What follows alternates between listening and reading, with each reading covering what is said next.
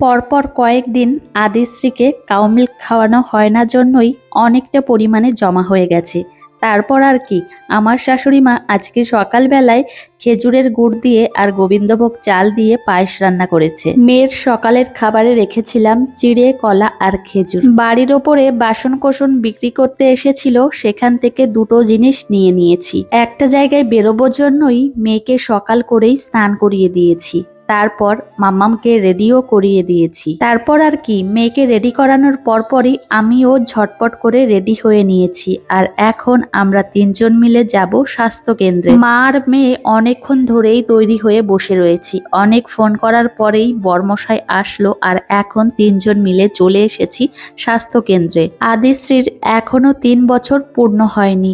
আগস্টের 19 তারিখে 3 বছর পূর্ণ হবে। তারপর আবার সেপ্টেম্বরে এই স্বাস্থ্য কেন্দ্রে আসতে হবে। মামাম সোনা প্রথমে এসেই ওয়েটটা চেক করে নিল, আর এদিকে ওর ভিটামিন অয়েলটা খাওয়ানো হয়ে গেছে। আর এখন বাড়িতে চলে এসেছি। বাড়িতে এসে আর কি, এখন আমি মেয়ের জন্য মাংস রান্না করছি।